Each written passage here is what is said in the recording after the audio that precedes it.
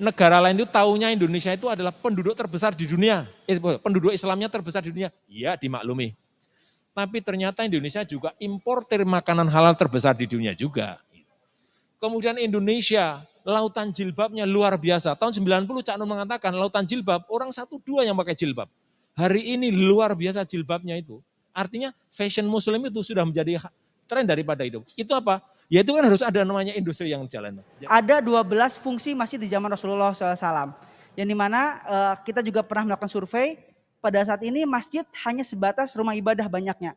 Bahkan banyak juga Bapak dan Ibu, masjid itu yang kayak bioskop. Yang dibuka ketika sholat saja terus ditutup lagi. Anak-anak dilarang untuk di sana. Nah, ini yang ingin kita atasi secara bersama-sama. Masjid ini hampir ada 800.000 masjid di Indonesia. Rumah ibadah di Indonesia hampir 800.000.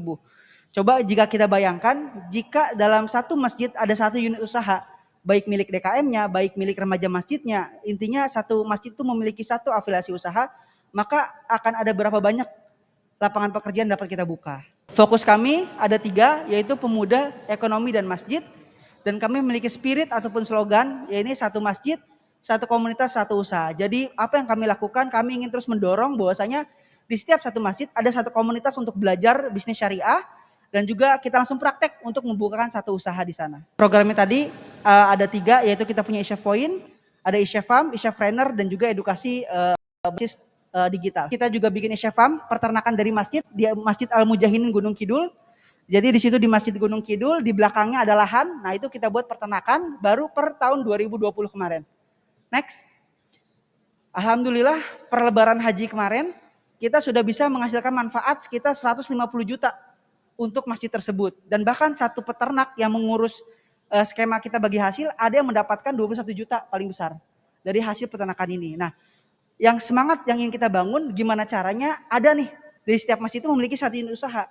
Yang nanti usahanya ini akan uangnya ini dari wakaf produktif yang akan terus kita kembangkan. Kita menerbitkan suku itu tergolong agak terbelakang atau ketinggalan dibanding negara-negara lain. Nah, negara lain seperti Malaysia, bahkan ada salah satu negara bagian Sachsen-Anhalt, itu negara bagian di Jerman, itu sudah menerbitkan suku di tahun 2004.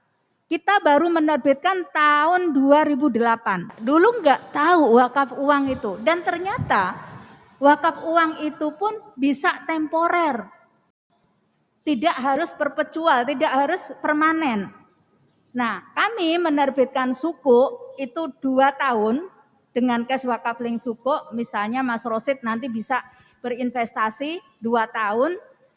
Dana yang diwakafkan, Mas Rosid sudah berwakaf 2 tahun. Imbalannya itu nanti akan disalurkan melalui nazir. Nazirnya kemana? Langsung ke Mauquf Alaih, termasuk tadi saya senang sekali kalau contohnya ada peternakan juga melalui private placement, itu BWI yang selaku nazir itu mendapatkan 50,8 miliar, kemudian dibelikan suku, imbalannya itu disalurkan untuk mendorong membangun retina center di Rumah Sakit Ahmad Fardi Serang. Di sana juga dibelikan tidak hanya retina centernya, tapi juga alat kesehatannya yang termodern, dan juga diberikan ambulan.